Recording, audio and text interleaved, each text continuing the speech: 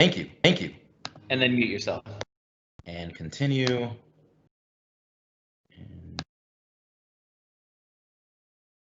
Is it good?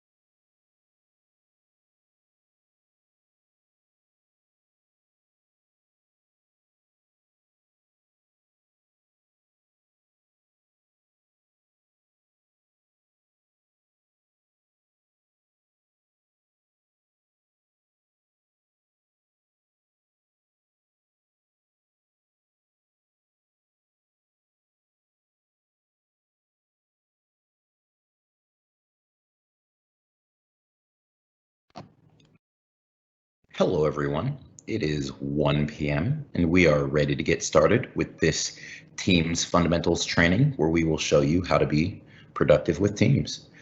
My name is Brandon Boyd. I am a services advisor with the Pentagon City Microsoft Store, and I am all excited to lead this training for you. I also have my colleague Shane with me today to be in the background and help with questions and come off mute and answer questions from the chat. Shane, would you like to introduce yourself? Hello, everybody. My name is Shane. I am a service advisor at the Pentagon Store, the Microsoft Store in Pentagon City. And during our remote operations, I am helping everyone learn how to use Teams. So I'm excited. I'm going to be here in the chat answering any questions that you have. So feel free to ask.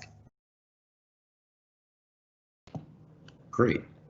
All right, so this is a live event, so you will not have the ability to come off mute yourselves as participant, but you are more than welcome to ask all of the questions you have in the question and answer chat, and Shane will be reviewing that. He'll be answering a lot of questions directly, and if he sees a lot of multiple questions, he will then publish them so that everyone can see them. And Shane will also come off mute from time to time to answer some questions that may need some specific attention. But other than that, we're free to get started. So before we jump into the training itself, let's briefly chat about what Teams is. And Microsoft Teams is a collaboration hub for teamwork where people in your organization can actively connect and collaborate in real time to get things done. Through the power of Microsoft Teams, you can have a conversation right where the work is happening, whether you are co-authoring a document together or having a meeting or working together in other integrated applications. Microsoft Teams is the place to have chats and communicate with projects and team files and collaborate on shared deliverables. So the first thing to cover in Microsoft Teams is just a great way I've learned to separate teams in your own mind as you're navigating through it. And that is in two sections. It's called the me space and the we space. The me space being these purple icons on the side, or I guess they're white icons underlined in dark purple. And these icons are how you personally navigate through Teams. As you click through the me space, you will be taken to different portions of Microsoft Teams. And you'll see that as you click through the me space, the we space is going to change. The we space being the place where collaboration occurs, and collaboration is the highlight of Microsoft Teams. So as you move through the me space, as you move through the me space, the we space will adjust to you and you will see what is more likely what everyone is seeing. So now that we've covered that, let's jump right in, and we're going to start with chat. So I'm going to navigate over to my me space and click the chat icon, and you'll notice that my me space will adjust. Now, chats are conversations that you can have with one-on-one or one with many. And you can think of them like instant messages. You might be more familiar with Skype for Business or even Facebook or any other application that deals with instant messages. These work similarly. And they're a way that you can communicate in real time, more so how you would in person. And it's less of a formal way of communication. If you really need a formal form of communication, there will always still be email that exists. But chat within Teams is a great way to quickly communicate with one person or a group of people in a way that you might speak normally. So the first thing to notice as I've clicked chat in the me space is that not only did a chat forum appear here, but it is corresponding to my chat housing area. My chat housing area is the place where all of the chats that I have initiated, meaning I sought out people to chat with, or people sought me out. Either way, they will all exist here, and as they build, they will continue to build from top to bottom. If I would like to create a new chat, I'm going to go over to my chat housing area and scroll up to the top. Once I've scrolled to the top, you see that there is a new chat icon. It's a pencil inside of a box, kind of like a pencil on a piece of paper. And if I click new chat, it's going to give me the opportunity to enter a name or an email or a group or a tag. This is the way to start a new conversation. So if I'm going to start a new conversation in a chat, I'm going to search for someone that I haven't had a chat with before. Let's see. I do not believe I've had a conversation with Dan before. Look, so I have not had a conversation with Dan before. And so as I have clicked D and selected Dan, because as I started typing his name, Teams automatically started filling in his name. And you'll see that it is a new conversation that I'm starting. So I'm free now to go down to the type new message line, and I can type an instant message very easily. Let's see. Let's just say hello. And as you can see, this chat has started and I have said hello to Dan. Now, Dan is not online right now, and I can tell that because this is his user profile icon and it is saying that he is offline. That is what that little circle with an X there means, that he's offline. Compare that to my user profile icon, which is over here in the corner, and I am green, meaning I'm available. So I know that Dan's not online. So I don't need to necessarily expect a quick response from him because he's not presently online.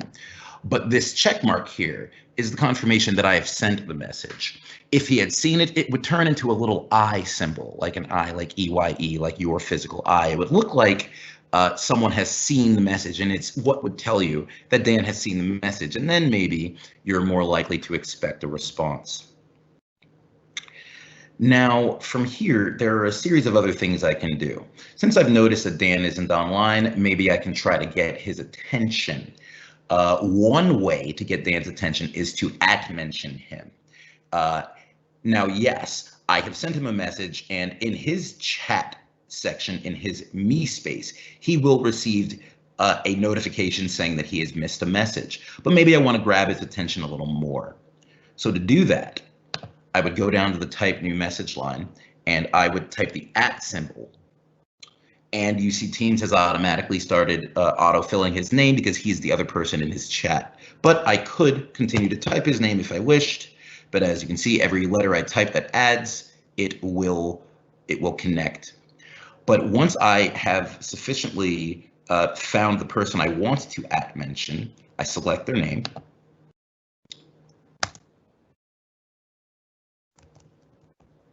And I can say, I'm glad to be chatting with you.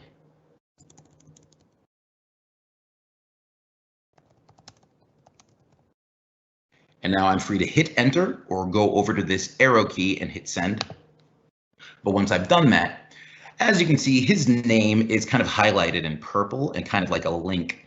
And that is because I have specifically mentioned his name. So not only will he receive another notification that he's missed a message in his chat section in his me space, but also his activity bar will light up, meaning that he has missed something specifically pertaining to him. But we'll go over chat in just a bit.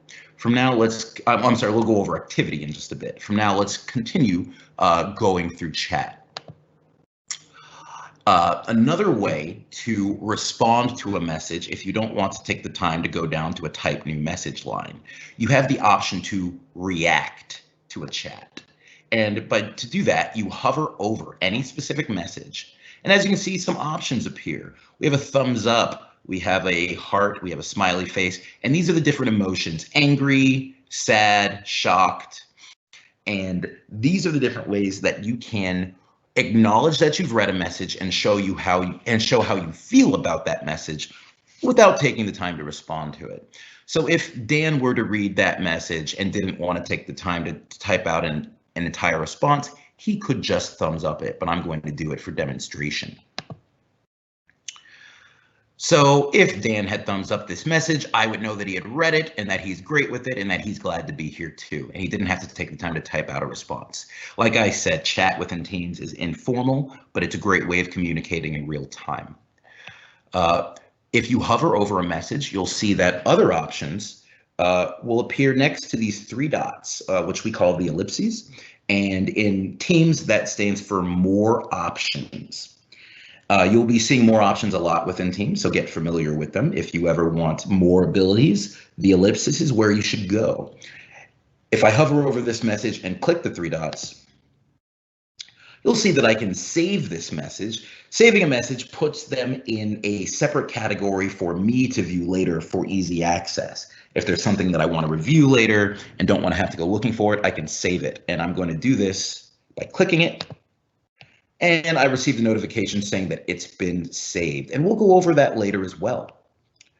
Hovering back over the message and going back to more options, you'll see that I can edit the message. And editing a message is a way that you can effectively change what you've typed and have the person see the new message instead of the old message that you typed. I'll demonstrate that in just one moment. But we can also delete a message. We can mark it as unread. If I were to mark the message as unread, I want you to notice that if I go over to my chat housing area, it is now in bold because all messages that you haven't read will be unbold until you've opened them. And if you mark it as unread, it will appear bold again. That is a way that I can remind myself to check a message again, or if I just don't want Dan to see that I've read it yet, I can affect that. But I can mark the message as read and fix that. But I can also share it to Outlook or open it in Immersive Reader. And what opening in Immersive Reader affects is that Teams will actually read the message for me itself. So now let's look at edit very quickly. Let's say I tell Dan, let's meet, oh, I'm sorry about that. Let's meet at 11. Now, let's say, well, I just had a typo. I could have edited that typo as well. But let's say that I've changed my mind and Dan hasn't read the message yet, but I'd rather meet at 1:30. Well, it's not hard. I just hover over that message, hit more options and hit edit, and it reopens the message itself. And I'm free to change it to 1:30. And then I can X out if I want to change my mind, or I can hit the check mark, which will complete the message. And now Dan knows that I want to meet at 1:30. Now there is this note here that the message has been edited. That way everybody knows that it's not the original message, but the original message is gone. So you have notification that the message has been edited, but what you edited the message to is what stands and what will be seen. More options that allow you to work within chat fall under the type new message line. For example, we have this A with a paintbrush under it, and if we click it, it opens up our formatting options. Now, these are the formatting options that you're probably used to from other word processing software. Bold, italicize, underline, strike through. You can also highlight, and you can mess with your paragraph structure and your indentation. These are all of the options that you have to form the exact message that you wish while you're sending a message, and you can always edit them later with the edit option. The next ability is next to the A, and it's the exclamation point, and it is the delivery options. Most of the messages you send will be standard messages, but you can mark the message as important. And if you see this red exclamation point, any important message will appear in the chat housing area with a red exclamation point next to it, knowing so the recipient will know that they've missed an important message and might be more likely to check that first. The third option is urgent. But you only want to use this in actual cases of serious emergencies, because what this does is notify the recipient every 2 minutes for 20 minutes until they've opened it. And it will also send them an email telling them they've missed an urgent message. Shane, are there any questions in the chat so far about what we've covered, or are we free to move on? As of right now, we have no questions in the chat. Great, let's keep moving then. The next option would be the attach function. This paperclip is probably something you're used to from other platforms that you've used, but it's your ability to add a document or a file straight to the interface you're working with. In this case, it would be chat. So if I hit attach, I have the ability to load straight from my OneDrive for Business. And this is a portal straight to the document library that I have amassed, that I have access to, and I can share permissions with anyone. In this case, it would be Dan. I do have the ability to share straight from my computer a file saved on my hard drive, or any other location that might be accessible to my computer. But when we're working on Microsoft Teams, we want to focus on OneDrive first, because Cloud First is your best option for collaboration. So I'm going to click OneDrive to attach a file. And as you can see, all of the documents in my OneDrive for Business are here for me to choose from. I'm going to choose the NPS test document. And once I've selected it, share comes up and I can share it. But I want you to notice that I haven't immediately shared it. I can still change my mind by hitting this X. But once I either hit enter or go down to the send arrow and send it, what I've done is I have shared this document with Dan Jump. You'll see that it now appears in the chat, just with our conversation, just with everything else we've been discussing. The document itself is visible. And you can notice that the document itself has more options. Get familiar with the ellipsis. More options is something we'll be using a lot. I can edit it within Teams, meaning opening it right here. I can edit it in the desktop app, which in this case would be Microsoft Word.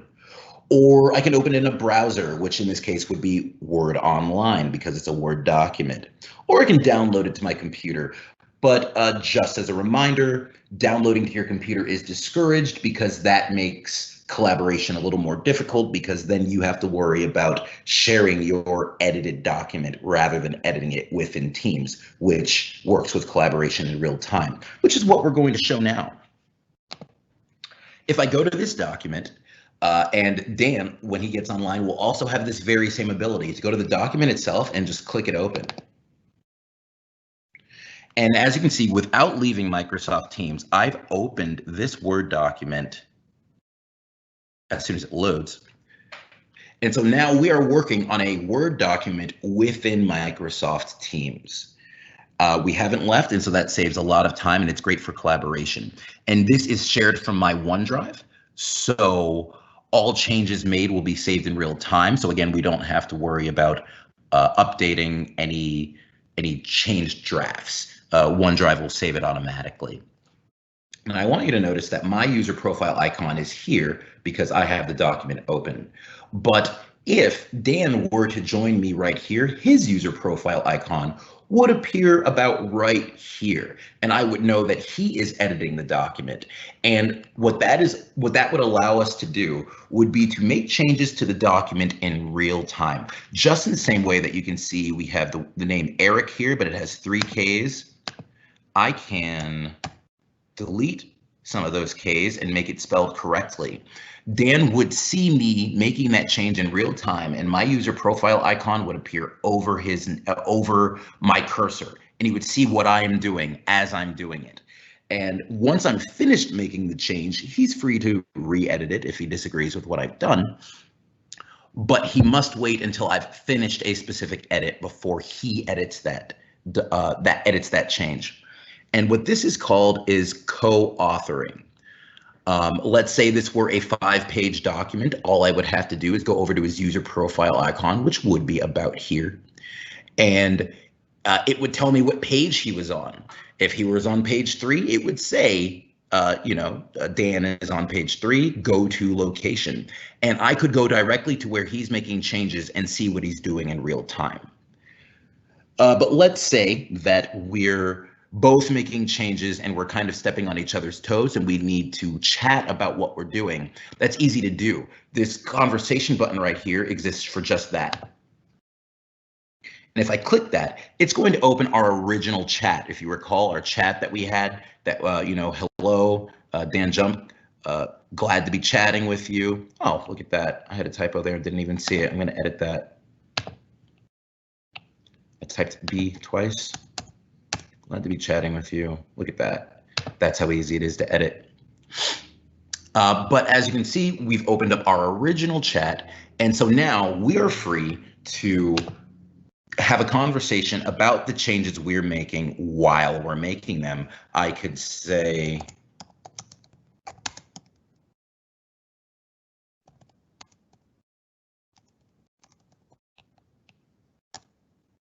he could read that. I could tell him that I'm on page 3 and I could ask him to come to me and we can have a real conversation about what we're doing at the same time. And as I've said, this is called co-authoring and no need to make any saves because this is all being saved in OneDrive and being resaved to the chat where I've saved it. And co-authoring is an ability for up to 100 users at a time. You could have 100 people co-authoring a document at the same time, though best practice is to keep it to about 10 to 15 people. That's just to limit confusion. But once you're done, you're free to hit close. And once you've closed that document, the changes that have been made have been saved, but it takes you back to the chat. And because everything was saved in OneDrive, we don't have to worry about that. Now, this file exists within this chat, and even though it is in my personal OneDrive for Business, which you can see by that location right there, I have shared permission with Dan specifically within this chat. That doesn't mean Dan has permission to view it anywhere he wishes. I've shared it with him within this chat. And this file will always live right here because chats are ongoing and retention is based on your organization's policies. So however long your organization wants you to have viewability of chats and files saved is how long they will remain.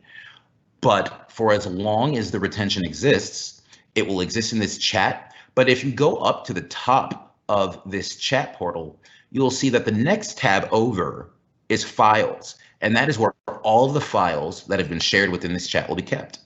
So right now we just have NPS test document because that's the only file that has been saved. But if I had shared 50 other files, they would all live here. And this is a way that you can sort through easily without worrying about sifting through the chat itself.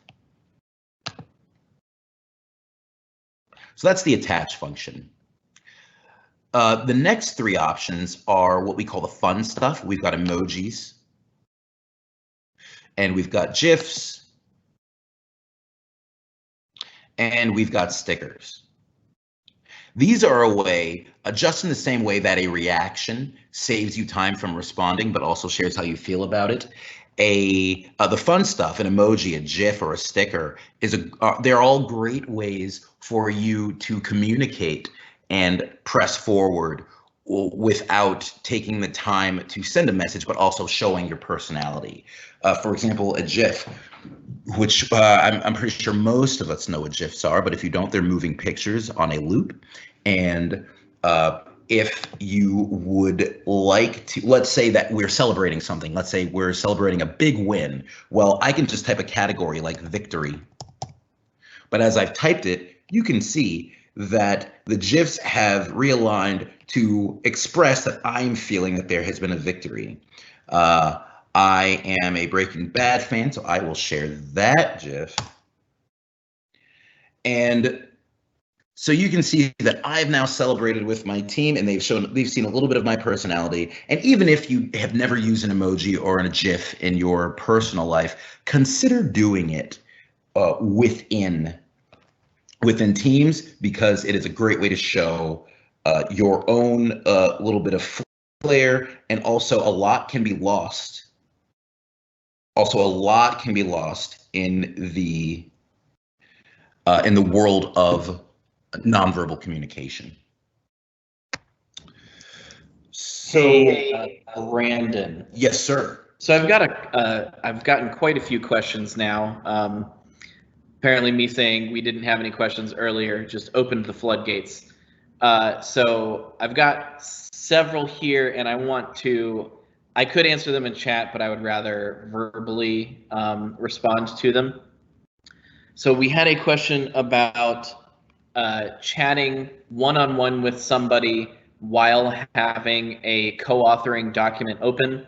And if a document is posted in a team, then the conversation around that document will be with that team and everybody in that team. However, if you take that same document and you add a link to it in a one-on-one chat, you will be able to co-author that document within the one-on-one chat and have that one-on-one chat with somebody, and it will still be the same document, and it will still upload all of the same changes. So I hope that helps. Alternatively to that, I also had a question about whether you can chat at the same time you're viewing a presentation. In the newest version of Teams that is commercially available, they are adding the ability to pop out windows and have multiple Teams windows open at once. But because you are in the GCC, you may not have access to that yet. So just stay tuned. That will be coming soon. And then we also have, what would happen if user A deleted a significant amount of text and it changed the layout while user B was making changes? What happens then? And I do want to stress that while you are co-authoring, you do need to be working on different sections of the document. So if you are in a Word document, you will be working on you have to be working on different paragraphs. You can't work on the same paragraph at once. And if you are in a PowerPoint presentation, you have to be working on different slides at the same time. And if you are in an Excel spreadsheet, you have to be working in different cells at the same time. So two people cannot alter the work that they are doing. If one user does decide to delete a whole bunch of text, then the owner of the file can go into what's called version history, and that's accessible either through the desktop app for the program, or the SharePoint will also have the version history, and they can go back and undo any changes that have been made. So I hope that answers those questions. So thank you for Brandon for letting me just jump in and answer some of those questions. Nope. Thank you, and jump in as the questions roll in. That's totally fine.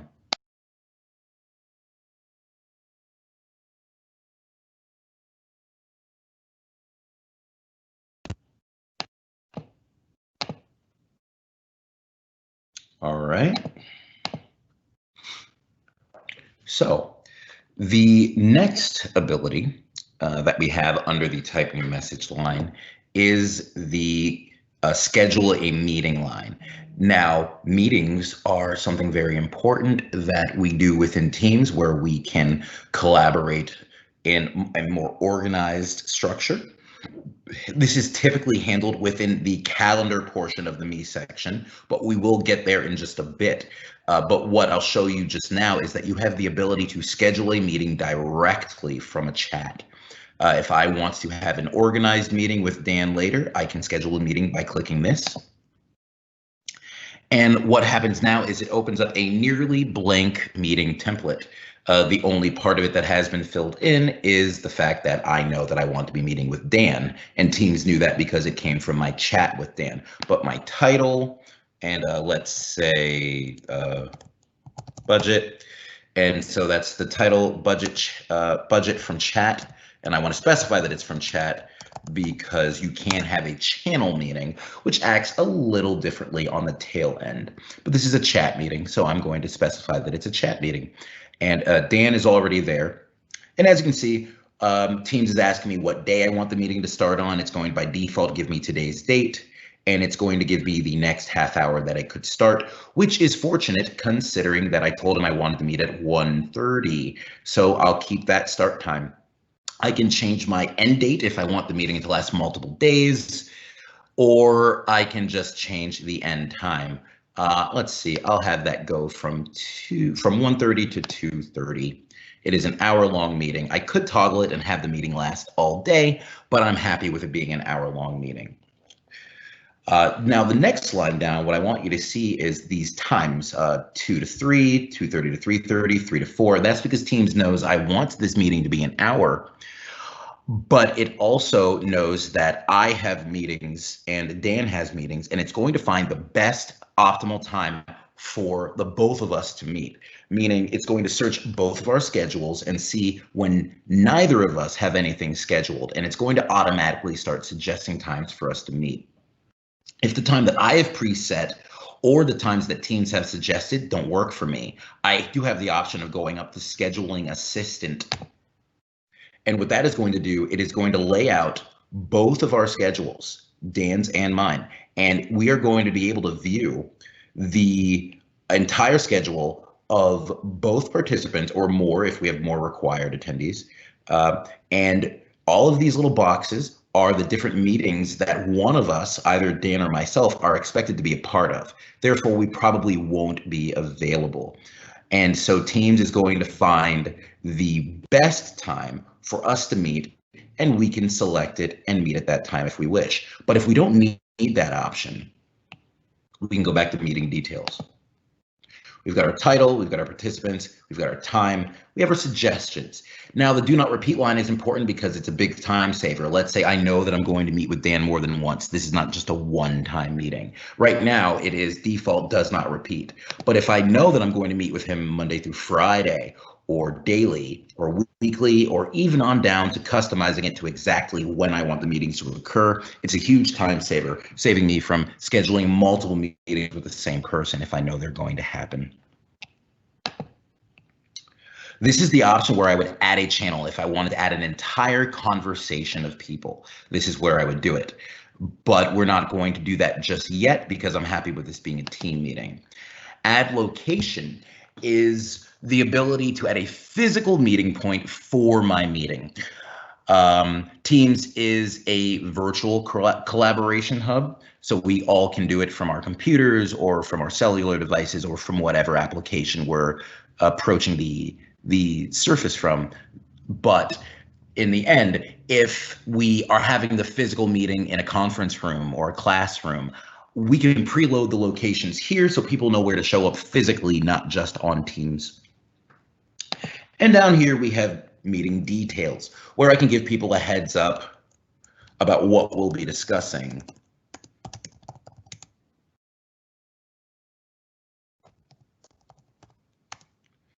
And I can be as detailed as I wish, and I also have my basic formatting options. But once all of my settings are to my liking, I'm free to send this invitation, and it will appear on Dan's schedule and as well as mine. And we'll get to that in just a bit.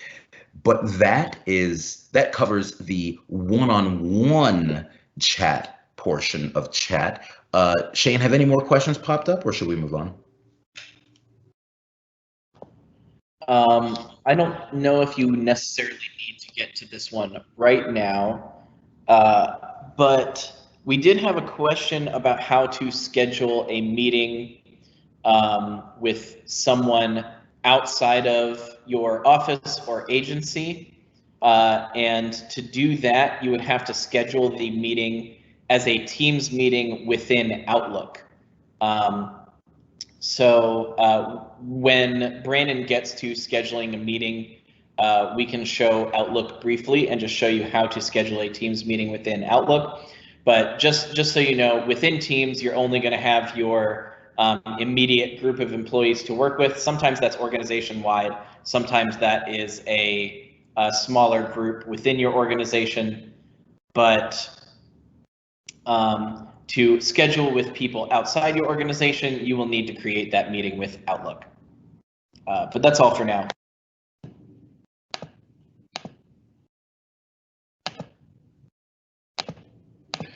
Thank you, Shane. Yeah, we'll cover that when we get there. I might ask you to talk me through that as far as the Outlook portion goes, but we'll cover that when we get there. And right now, let's finish up the different dynamics of chat. And now that we've covered the one-on-one portion of chat, let's go over the fact. Well, actually, first, I want you to notice two more options in chat, and that is the video call and the voice call option. These two icons exist within your chat function.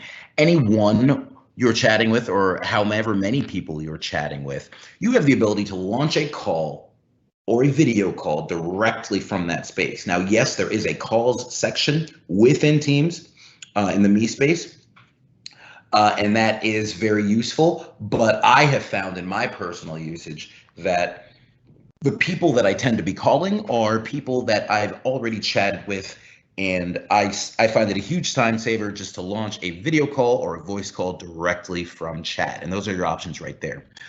But right next to those options are these silhouettes, and that is the add more people, and that is my ability to add people to this conversation. So I'm going to do that now by clicking this, and it's going to let me type in a name or an email or a tag, and I'm free to start typing the name of someone else in my organization. For this case, I like adding Molly, and there she is. So I'm going to add Molly to this conversation. Now, as I've started typing her name, Teams auto-filled her, and I have the option to cancel it, change my mind, or add her. And now that I've clicked add, I want you to notice two things. One, I'm starting a new conversation.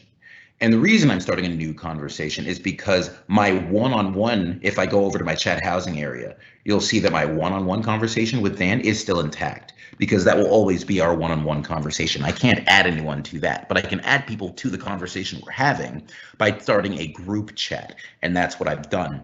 If I look just one up in my chat housing area, I have Dan and Molly. And this is a new conversation that I've started because it is now a group chat. Group chats can have up to 100 participants. So Molly is participant number 3, but she is the first in this group chat. And I want you to notice another thing, that in the chat housing area, it is listed as a draft, because this isn't a real conversation until something has been sent. So once I say hello all, for example, you'll notice that in my chat housing area, the word draft has disappeared. And now the chat is named Dan and Molly. And the other thing that has changed is that now I have this pencil up here. And this pencil lets me edit the group name, this group chat's name. And if I click it, I can edit the group chat's name. And that's the best way to keep track of the different group chats you're a part of. Because as we said earlier, the different chats that you're a part of will continue to stack. And you might be a part of many, many chats, and it might be hard to find the exact chat you're looking for. And that is why you might rename your chat. And so I'm going to name this budget chat and save it. And you'll see that the name has changed, but also there's a timestamp telling everyone in the group that I've changed the name, because I've not just changed the name for myself, I've changed the name for Dan and Molly as well. But it is now, even in my chat housing area, as budget chat. And if I were to click the call or the voice call, I would be calling both of the participants in this chat instead of just one person. Another thing to notice is that if I go over to the Files tab, it's empty. And the reason it's empty is because I haven't shared anything in this chat, even though I shared the NPS test document. If I go over to my chat housing area and click Dan, you'll see that I shared NPS. And if I go to Files, it's present. It will not be present in the budget chat, which I've just started, because I have to specifically share permissions through each different platform that I want the permissions to be shared through. But it's very easy to do that. I can just go back down to attach, go to OneDrive, click the same document and share it, and hit send. And now I have shared that same document with this chat. And so now Molly has access to it in this group chat, but Dan has access to it in both. And now we can all co-author the document. And like I said, it's up to 100 people, because that's the limit of a group chat itself, is 100 people. Now, the next thing to point out is that if I want to add more people to this conversation, I have the ability to do so, or call up to 100 people. But if I go up to the silhouettes and hit add more people, my options have changed a bit. Now it's showing me the participants to this group chat, because I'm not starting a new group chat, I'm editing this group chat. So Dan is here, but if I hit this X, I can remove him from that chat. I could remove myself from that chat if I wanted, or I could remove Molly. And I also can add more people, which I'm going to do now. I'm going to add my colleague Ty Carlson. Now, I want you to notice that I have some options here because this is now an existing group chat. And so I can add Ty Carlson to this conversation, but not let him see any of our previous chat history. Or I can add Ty Carlson and choose the amount of days that I want him to be able to view backwards in our conversation. Or I can include all of the chat history with him. And these are my options as I'm adding each new member to a group chat. So I'm going to include all chat history and just hope nobody has said anything bad about Ty. And you can see that we have a timestamp telling everyone in the group that Ty has been added and he can see everything that's been shared. But we have that ability with up to 100 people. And as you can see, his user profile icon, if you can squint your eyes, you can see that that's Dan's, that's Molly's, and that's Ty's there. And it will continue to grow as we continue to build this chat. Now, that covers the basics on the functionality of a one-on-one chat and a group chat. Shane, did any pressing questions pop up while we covered that?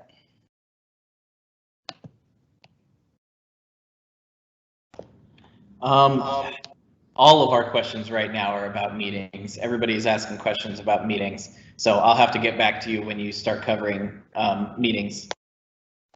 No problem. We'll get to meetings in just a little bit. We're just going to finish up this tail end about chat here, because now that we've covered the function of a chat, let's cover the housing of a chat. So let's go over to this chat housing area. And I want you to see that we have two basic categories, and that is pinned and recent. Now, our recent chat are the chats that I have, well, recently been a part of, whether I started them or someone started them with me. This is where they live. And if I go over to my more options menu, like let's see, budget chat, this is the chat we've been working with, but these three dots means more options. I click it, and as you can see, I have a series of options. I can mark the last message as unread. We've gone over that. I can pin the conversation, which we'll go over in just 1 minute. But first, let's cover mute and hide. Mute and hide are important, but they are very different. If I mute a conversation, I am blocking the notifications from that conversation to pop up, meaning let's say the budget chat is getting a little wordy and I'm busy and I'm getting a lot of notifications and it's distracting me. I can mute them, and it's going to prevent me from getting the 1 and the 2 and the 3 missed notifications in my chat, making me think I've missed a lot of messages when really it's just several messages in the same chat. I can mute them by doing that. They'll still appear in bold, as in the message has not been read, but I won't get the notification. Hide, on the other hand, if I hide a chat, it removes it from my view, and I am able to bring it back up when I wish to view it. So I want you to see what happens when I hide the budget chat. Now, as you can see, the budget chat has gone away. I can't see it. And at this point, it's kind of like Illum Mortia. I can't find it unless I already know where it is. If I want to bring this hidden chat back into my view, I'm free to do so, but I have to go back up to this search bar. And if I type out the name of that chat, which I know to be budget, well, as you can see, Teams will find it. And if I click it, it will reappear at the top of my chat line. But if I go to more options, it is still hidden, and I would have to select to unhide it to bring it back. So that is a way to clear up your view within your chat housing area. So you should mute it if you don't want notifications. You should hide it if you don't want to see it. But in the case of a hidden chat, if someone else in that chat does reinitiate me, does send another message, it will reappear all by itself. Now, the second option is pinned. And to do so, what I'm going to do is open my pinned category. My pinned category is these are the conversations that I've prioritized in my own view, that I know that I'm going to be speaking to these people regularly, and I want to be able to see them. I want to be able to see these chats easily, and I don't want to have to look for them. And I know that this budget chat is something that I'm going to be interacting with a lot, so I'm going to want to pin it. And I want you to watch carefully what happens when I choose to pin this chat. And as you can see, it moved from the top of my recent to the bottom of my pinned. And now these are my prioritized conversations. And this is the most recent conversation that I've pinned, so it's at the bottom, but I can prioritize it even further by grabbing it, dragging it, and dropping it where I want it. And that is a great way to prioritize your own views within your chat housing area. Shane, if there aren't any more questions, we're free to jump into meetings right now.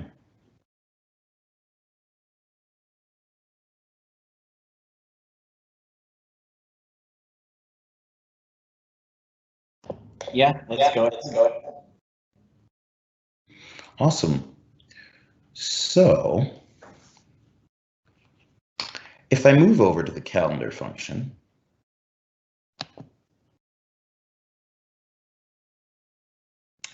as I go to the MeetSpace and select calendar, this is going to show me my team's calendar. These are the places where I'm expected to be in real time.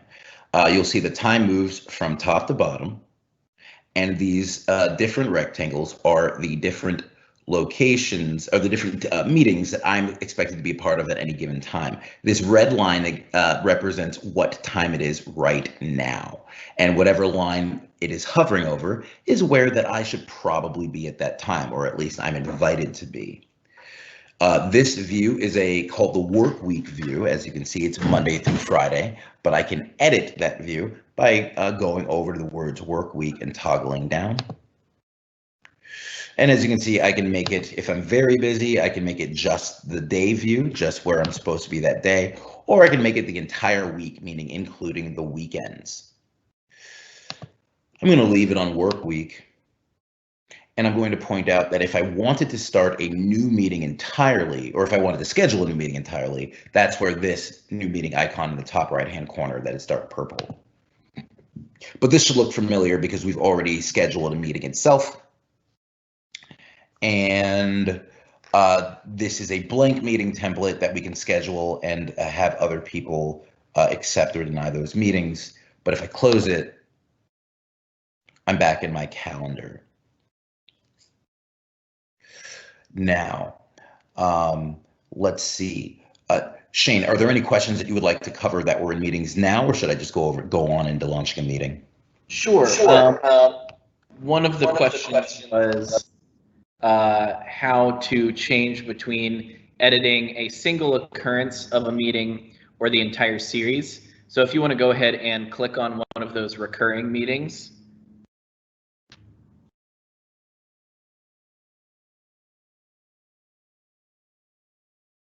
And here you can see it says you're viewing an occurrence of a series. You can click right next to that and it will say view series. If you are the organizer of the meeting, you will be able to click on that button to edit the entire series. Or if you are looking at the entire series, you can go back to just the single occurrence. If I want to invite everyone in a team or a channel, do I still have to invite them one by one by the same way you were inviting Dan? So the answer to that is you can post a meeting to a specific channel. And if you post a meeting to a specific channel, anybody within that channel can join the meeting. However, they will not be added as required attendees. So if you want to add people as required attendees, you will have to add them manually, or you can also, if you have added it to a channel, you can then tag everybody in the team or the channel by typing @ and then the name of the channel in the reply to that meeting. and tell everybody to open up that meeting and add it to their calendar. Will the meeting invite sync with your calendar once the meeting is accepted? If you are invited as a required attendee to a meeting, it will automatically show on your calendar as tentative. So if you see in the middle of the screen there, that weekly meeting, how it's got that hashed border on the left, that is tentative. It means it was not accepted or declined. If you accept, it will give you the solid purple border on the left for all the other meetings. So it will automatically be added to your calendar once you're invited, and then you can choose to decline it and remove it from your calendar if you wish. And one of the other questions is, does the calendar import my appointments from Outlook? Yes, the Teams calendar and the Outlook calendar do reflect each other. However, you will only be able to join a virtual conference room if it was created as a Teams meeting. Otherwise, it will not allow you to join that virtual conference room. But if you have created appointments in Outlook, your Teams calendar will reflect those appointments.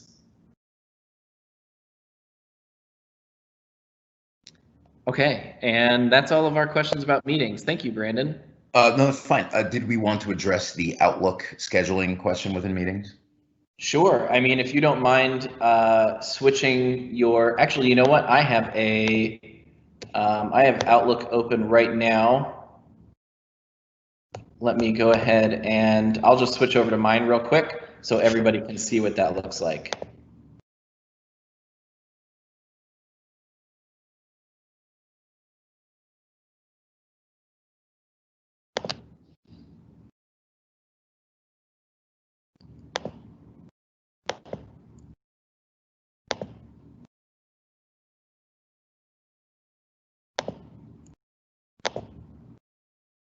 Alrighty, so everybody should be able to see my calendar right now, and this is what my calendar looks like. And up in the top here, you will see a button for a new Teams meeting. And if you click on that, it will create a meeting just like you're used to in Outlook. And I'll go ahead and click that, and it is going to open in a new window, so I'll need to switch my desktop over again. And now you will see it will show as a Teams meeting. You can now see that the body has the Join Online Now link that the Teams meeting normally has. It also has the phone numbers that you can use to join that meeting. And now that you have started to create a Teams meeting, you can, in this toolbar, invite people from outside your Teams group or your organization. So this is how you would do that. You would create a Teams meeting from within Outlook. And hopefully that answers that question. And I'm going to go ahead and let you take back over, Brandon. Don't forget, you'll have to share your window again.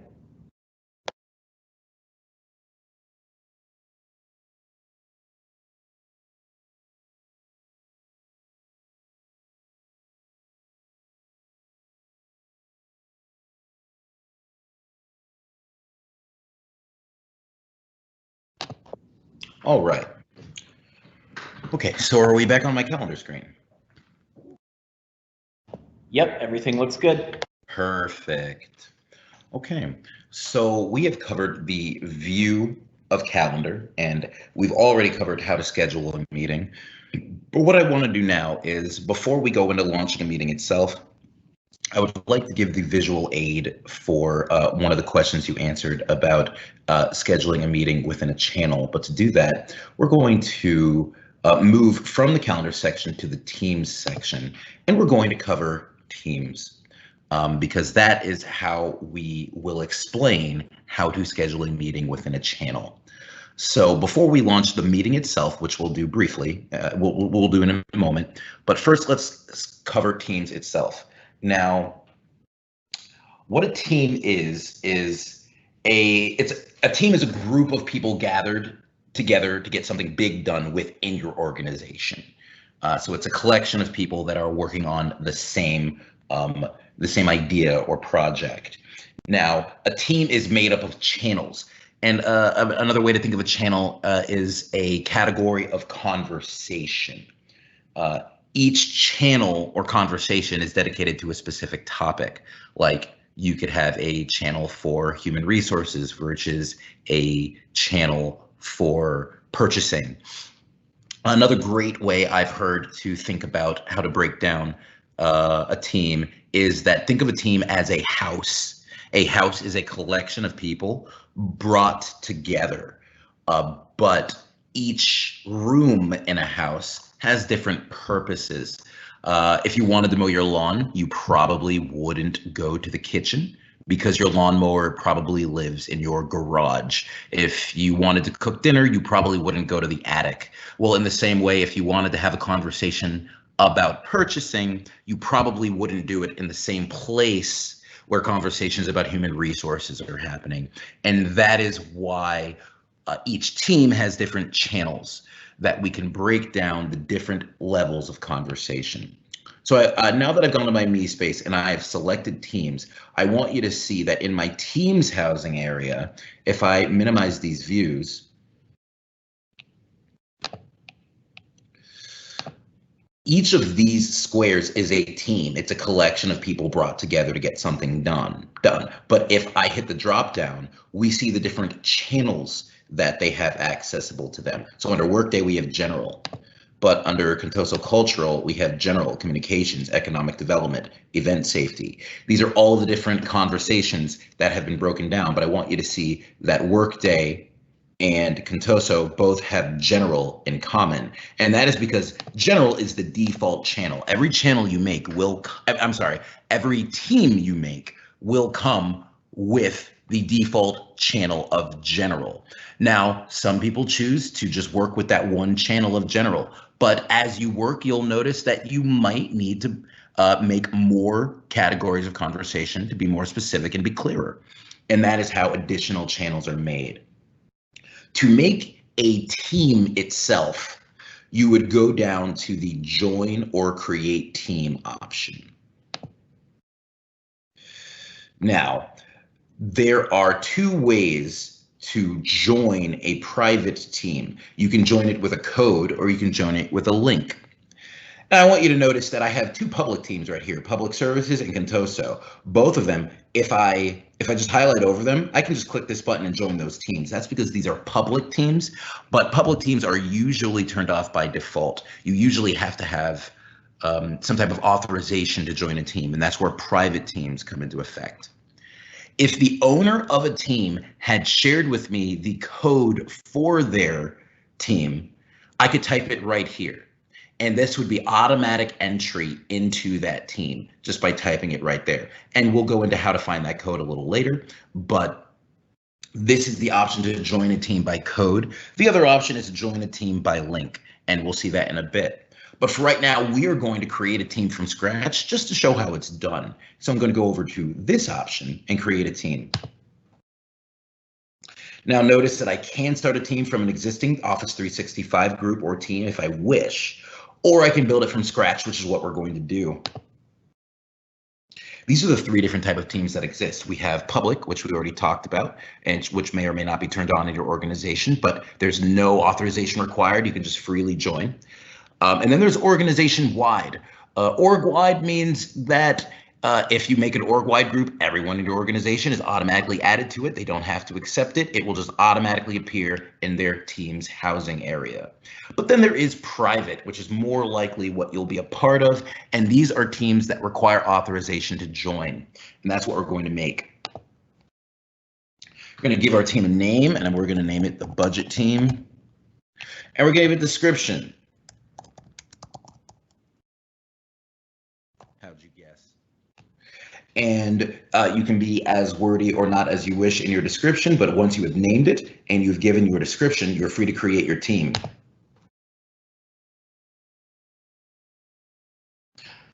I really like it when Teams congratulates me. I did nice work. I made a team there. And so now that I've made the team, since it's a private team, they're going to ask me to add members, and more importantly, they're going to ask me to add owners. Members are people who are a part of the team and can view it. Because it's a private team, only people who have been invited can view the team's content or even really know that the team exists. It will be invisible. A private team will be invisible to people who have not been invited to it. But an owner is someone who can actually control the different permissions within a team and the different functions that the team has. And so let's go on, and first let's add Dan because he was a part of this from the start. And I'm going to add him. And now that I've added him, you can see that he's been default added as a member. I am the owner of the group since I am the creator of the team. So I'm the owner of the team, but I can't elect other owners. And best practice is to have at least 2 or 3 other owners of your team. And this is because what if you were to leave your department or get promoted or leave the company or even just be sick that day? You would want someone else to be able to control the inner workings of that team. And which is why I am going to promote Dan from member to owner. And now Dan is an owner of the team, but I'm not going to stop there. I'm going to add Molly. I want Molly to be a part of this team, and I also want Molly to be an owner. So I'm going to add her, and I'm going to promote her to owner by clicking the drop down, hitting owner. And I also am going to add Ty. Now I'm okay with Ty being a member. He can view the team and know that it exists, but I don't want him to have any specific editing options within the team. And now that I've got a couple of owners beside myself and a member, we're free to close it. And now, if you see over here, I have a budget team. And as I promised, the default general channel has been already generated. So this is the collection of people brought together to get something done. And this is the one category of conversation we have laid out so far.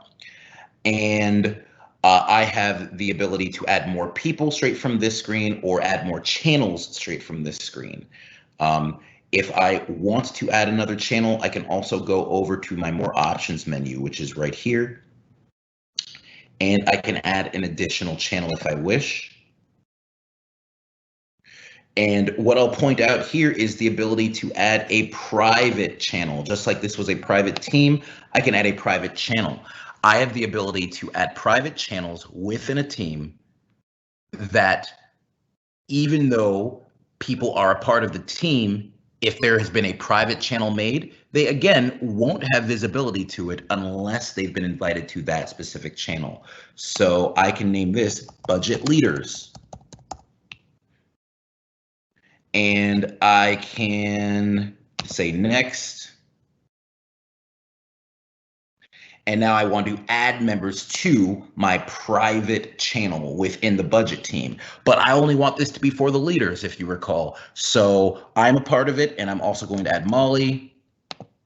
And I'm also going to add Dan. So now this is a private channel just for the leaders of the budget team.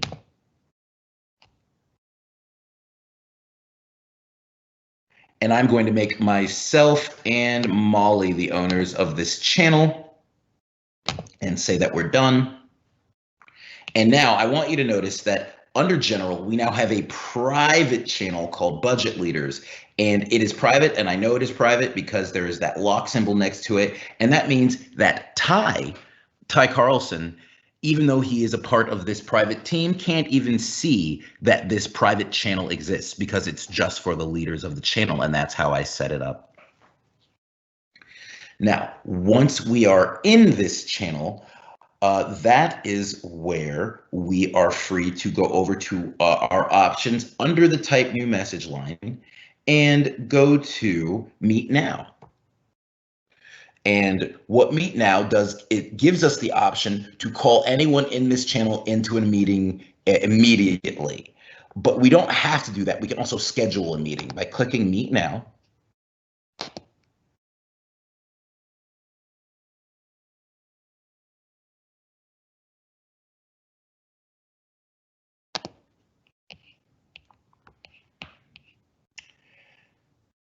And let's see.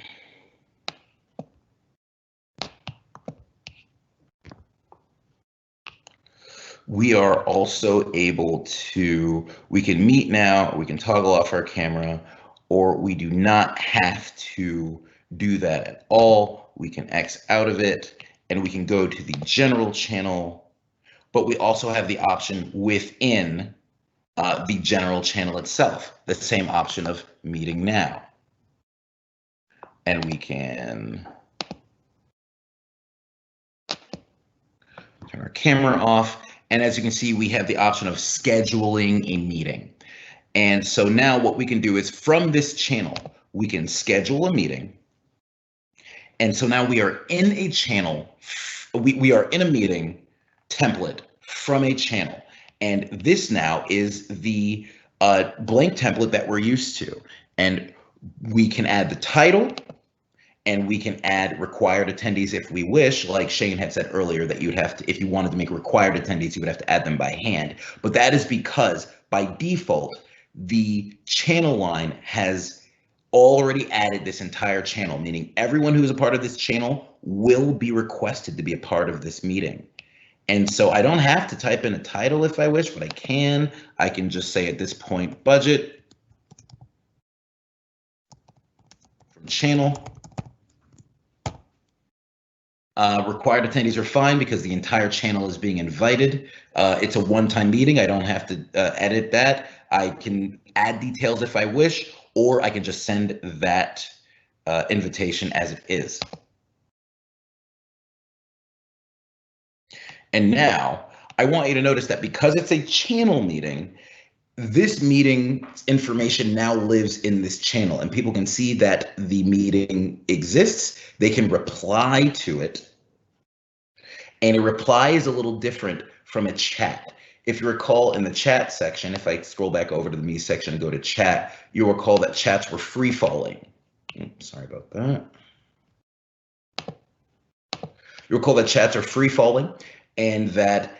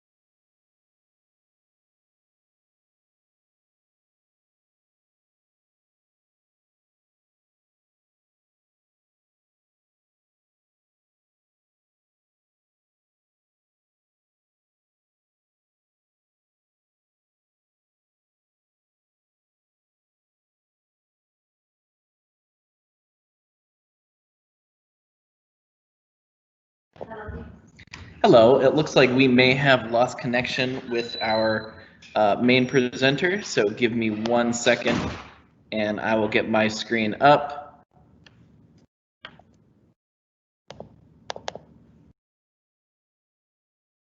And we will be able to continue.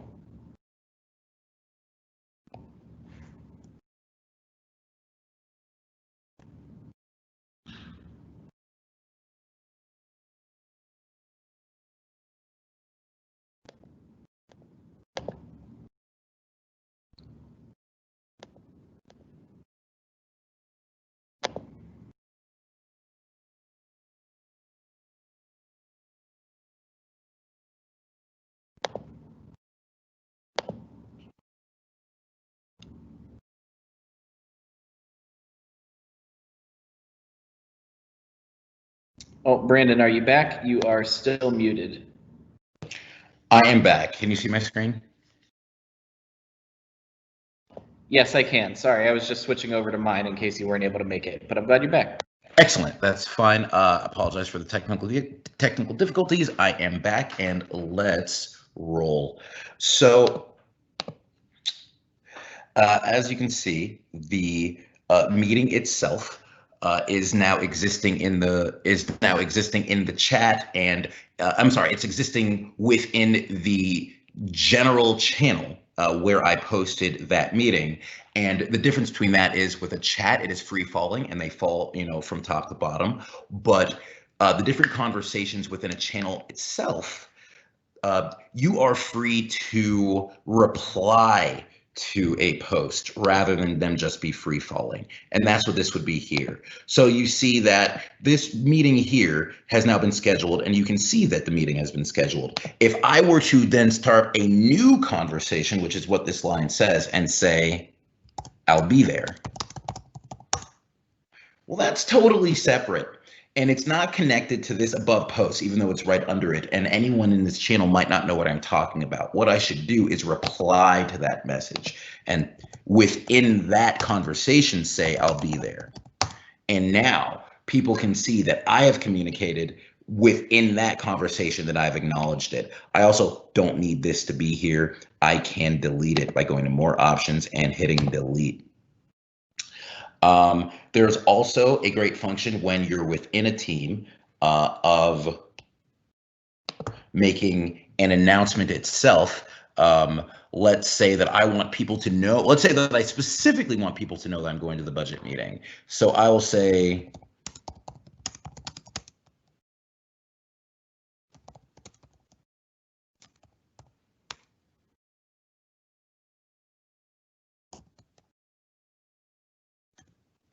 there will be a budget meeting at 2:30.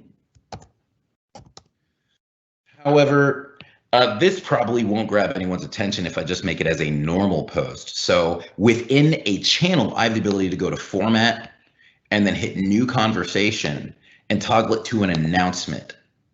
And now, instead of just having just that information down there, there will be a budget meeting at 2:30. I can type a headline to grab people's attention.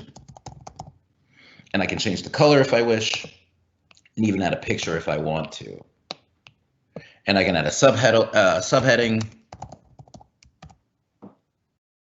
And then by the time I've grabbed their attention, changed my color, added the subheading, and then shared the information I want, I'm a lot more likely to grab people's attention for this announcement for this meeting up there. And that's and also I have my basic formatting options, if you noticed, but that is a great way to make an announcement within a team, within a channel, and that is what references the channel meeting itself. So now that we've covered that just a bit, let's go over very quickly to the more options menu of a channel or a team itself. So this is the budget team, and I can add a channel straight from here. I can add a member straight from here. I can leave this team if I wish. I can change whether or not it's a private team or a public team from here. And that's the only real difference between managing a team and a channel, is that once I set a channel as private, I can't unchange that. It's a private channel if I've set it as a private channel. Whereas if I set a team as private, I can adjust it from private to standard. And that is where I would do that. The other way is get link to team.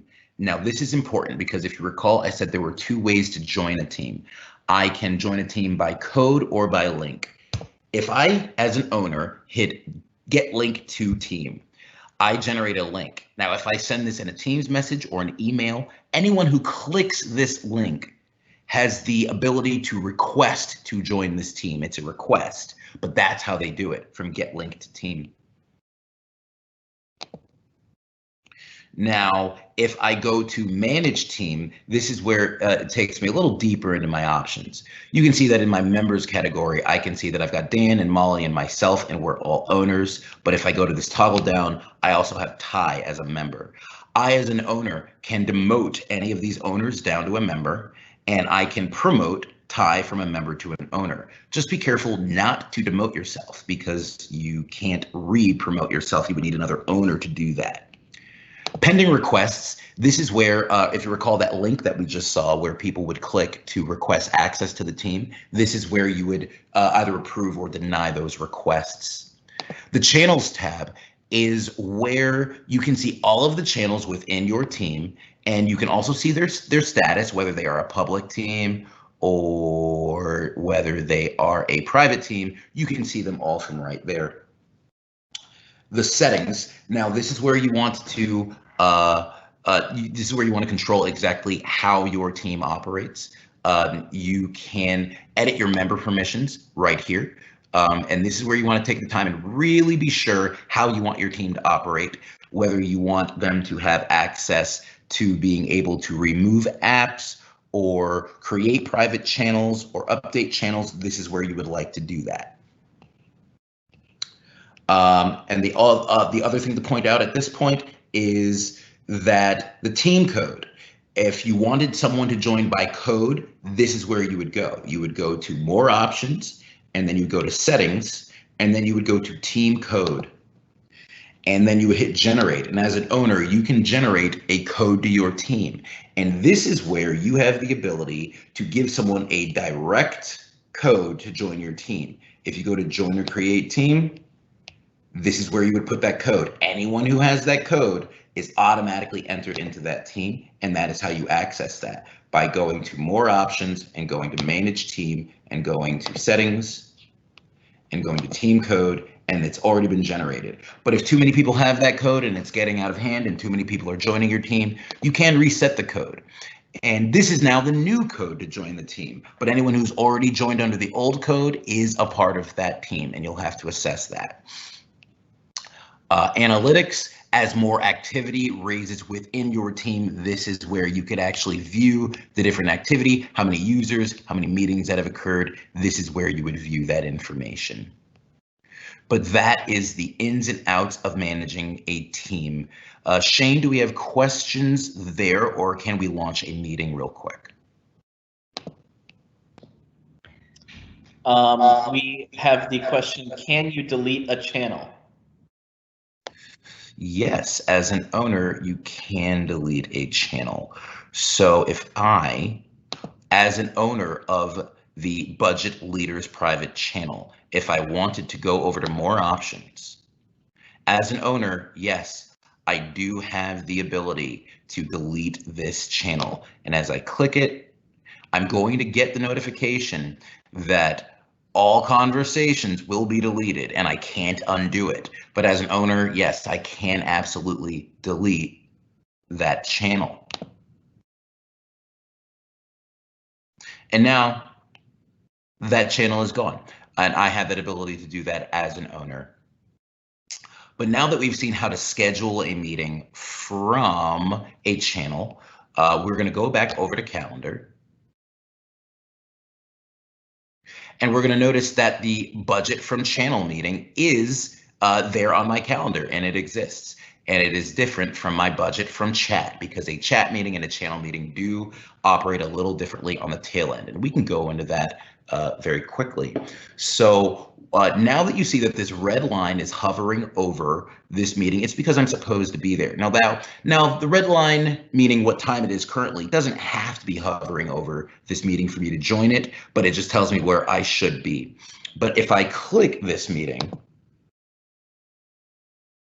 I do have the option to join it, which comes up right there. And I also have a call-in number. If I'm having technical difficulties and I can't join it from an app or from the web, I can use a normal telephone and call into this meeting. I'll have no visual abilities, but if I call this number and then type in this conference ID, I can hear and be an active participant of the meeting from a normal television. I mean, from a normal phone, I'm sorry. Come on.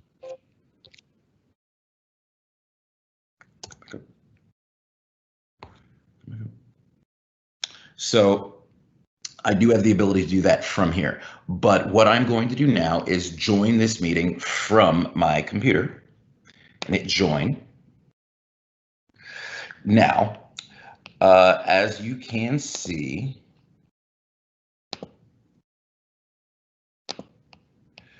this has brought me into my lobby. It hasn't actually put me in the meeting itself. This is what you can call the dressing room. It's where you can be sure you're ready. You can toggle your camera on and off and your microphone on and off before you join. It is best practice to join a meeting with your with your microphone off to prevent any echoes that may occur or disturbing someone who's already in the meeting. You also have the ability to edit your input and output devices. If you want to change the speaker that you're listening from, or the microphone that you're speaking into, or the camera that's viewing you, anything plugged into the computer should come up as an option, and this is how you can edit it. But once you're ready and you've checked your reflection, you're ready to join the actual meeting.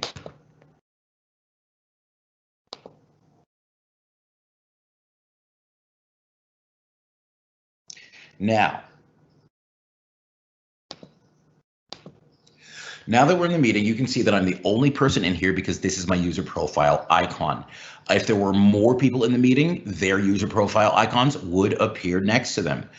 I have the camera function, the microphone function, just like in the lobby, but then there's also the share function. This is an important function. This is what lets you share individual applications, as in if you wanted to share a PowerPoint, this is how you would share the PowerPoint. If you had a website you wanted everyone in the meeting to see, you could share it specifically from here. If you wanted to use Whiteboard, you could share it specifically from here. Or you could share your entire desktop.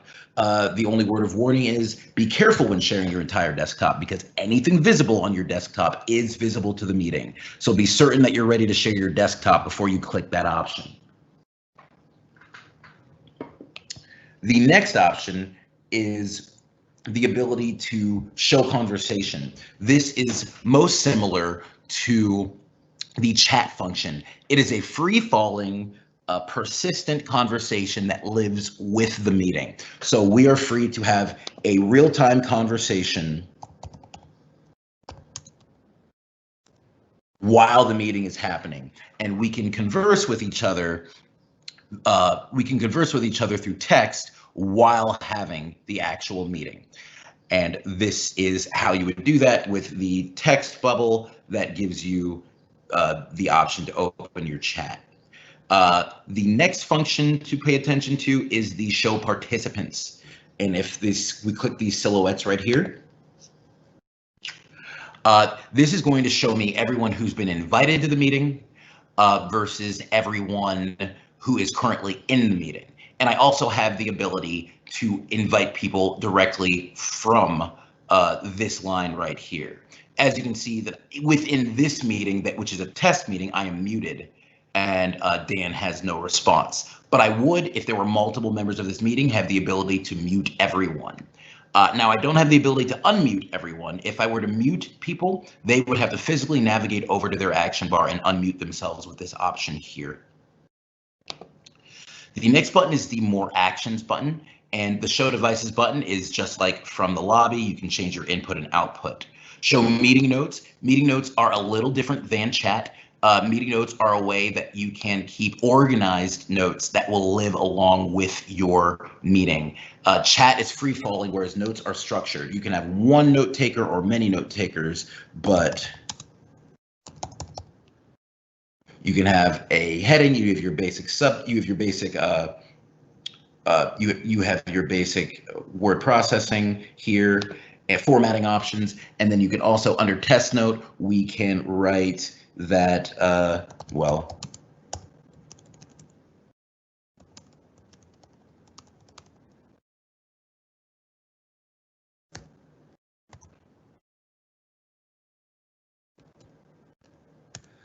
and so as you can see, we have a way of keeping track of more organized notes within the meeting, and all we have to do is hit this plus symbol and we can make more notes as we wish. But if we go back to the more options section, we can show meeting details. Show meeting details is going to again give us our call-in number and our conference ID if people are having technical difficulties and want to call in. And we can also enter a phone number if we wish to just call someone directly from this meeting, or copy the join info if we want to send someone a link to join it. And the more options in the show meeting details option is how we have the ability to do that. We can also record a meeting, but know that if you click start recording, that you will be notified that you are recording, and that you should make sure to let everybody know that you're recording. That's a best practice. Tell people you're recording them before you start recording.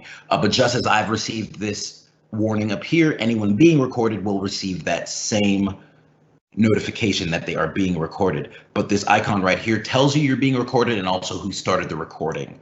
Whoever started the recording is the owner of that recording and has the ability to edit it within Microsoft Stream, but the recording itself will be accessible to everyone within the chat of this meeting after the meeting ends. And so what I mean is, if I hit stop recording and go over to show conversation, you'll see that Teams is already processing this video to make it available within the chat for every participant of this meeting. The next option to point out is the end meeting button. Now, you want to be careful when clicking end meeting, because you have to be certain that you are finished with the meeting itself. There's a difference between end meeting and hang up. This red phone here is to hang up, and that is me leaving the meeting. But anyone participating in the meeting separately would still be free to converse and collaborate without me, because I would be hanging up and leaving the meeting. Ending the meeting is the ability to force everyone out and shut down the meeting entirely. And that is something that you can't come back from. You would have to relaunch a meeting and get other people to join again, rather than just leaving and coming back or putting it on hold, which are all options. And these are the basic functions of a meeting itself. And I feel prepared to end the meeting. I'll get a notification that I will end it for everyone, and that's fine.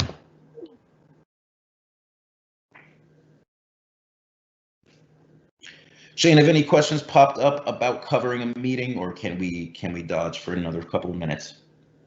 Right now, we have no questions. Thank you. No problem at all. So let's keep moving. I want to point out a couple of other things, and that is that if I go back to calendar, well, actually, first, I'm going to go back to chat, because I want you to see that where I ended up after that meeting was the chat from the Budget from Chat meeting, because that was a chat meeting. If you recall, at the beginning of this training, I scheduled a meeting with Dan from chat, and that was the meeting we were just a part of. And so as we ended it, we ended in that meeting chat. So this is the meeting. This is the chat from that meeting. These are, this is the recording from that meeting. And I also now have a tab that is entirely for meeting notes, because I made meeting notes, and they will live with this chat persistently as well. And that is how that functions. But another form of a meeting is a channel meeting, which we did schedule. We scheduled a meeting directly from a channel. And if I go to budget meeting from channel, and it's going to give me the option to join it straight from here, which I will. This is my lobby. I'm free to check my reflection and then join. And now I am in this channel meeting. And if I click view participants, you'll see that every member of that channel is invited to the meeting, and I can ask them to join it from here. But they haven't shown up, and that's okay, because this is just a demonstration. I'm the only one in here, and I'm free to end this meeting. Now, I want you to notice the difference is that this isn't a chat meeting, this is a channel meeting. So I didn't end up in chat. After I ended that meeting, I ended up in the channel, and it will show me who participated and how long it was. And that is the major difference between a chat meeting and a channel meeting. And now that we have covered chat and Teams and calendar, let's take a quick look at activity. Activity is where I can go to view what I have missed. You see Eric added me, Eric mentioned me, Eric reacted to me. This, if I am away from my computer for even 15 minutes and I have a bunch of notifications in my activity, it means that things pertaining specifically to me have happened since I've touched my computer. And this is where I can go to view them. And I can also toggle that feed from feed to my activity, which is going to invert that. And it's going to switch over to things that I have done. I posted in general, I replied in general. these are the different things that I have done. So I can track my activity or the activity that I have missed, and I can also filter it by name. So I know that Eric, as I type Eric, it's finding Eric, but I can also search for specific words, like let's say I type owner. Well then anything that I have missed pertaining to an owner will pop up. So I can cycle from the activity that I've missed to the activity that I have committed, and I can also filter, and I can also filter by my unread messages, my mentions, reactions. This is a way of keeping track of exactly what I have been a part of, one way or another. And from there, it's easy to slip over into files, which is my entire document library within Microsoft Teams. Within Microsoft Teams, these are the different documents that I have taken part of. But even easier than that, I can get access directly to my OneDrive for Business by going to Cloud Storage and clicking OneDrive. And this is now a portal to my OneDrive for Business. This is my document library, which I have ownership over, and I can see what I've shared and what is private. But if I ever want to edit the permissions to something and give permission to more than one person, I can go to open in OneDrive, and I can open OneDrive itself without closing my Teams client. I can open OneDrive for Business,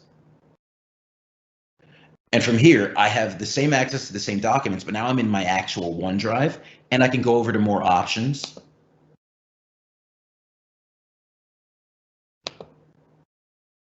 And I can hit share. And now that I've chosen to share a specific document within my OneDrive, I can affect who can edit it. Anyone with the link can edit it, and I can start typing their name. Or I can hit this drop down and I can control what organization can edit it, or maybe just people with existing access can edit it. Or I can affect that only specific people can edit it. Or I can disallow editing altogether by hitting this checkbox. I can also set a password so that only people who know the password can edit the document. I can set an expiration date so that you can only edit the document for as long as I wish you can, or I can block downloads altogether by clicking this option here. If I go back over to my Teams client, I also have the ability to create a new document directly from Microsoft Teams itself. And that is by going over to the OneDrive option and hitting new. And for example, I can make a Word document and I can name it budget test.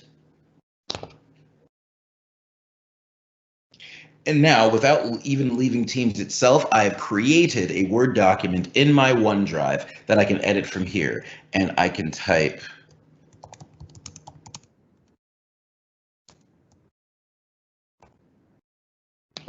and I also have the ability to co-author from here if I wished, but I can, and I don't even have to worry about saving this document because again, cloud first whenever working within OneDrive. So I have the ability to just close the document itself. But as I open back into my OneDrive, I want you to notice that budget test a few seconds ago was created. And if I reopen it, I have that document with all of its changes intact. And that is a little bit about file sharing from within Microsoft Teams. And this has been an overview of Teams chat, activity, calendar, and files. Shane, are there any questions that have popped up in the chat at this point? Nope, still no more questions. Great. Well, Shane and I are thrilled to have you with us, and we're glad to come back for as many trainings as you wish. But for right now, this has been the overview of activity, chat, Teams, calendar, and files. Feel free to post any of your following questions in the chat. We'll stick around for a few more minutes just to make sure that we've covered everything. But other than that, thank you so much for being with us, and we will see you next time.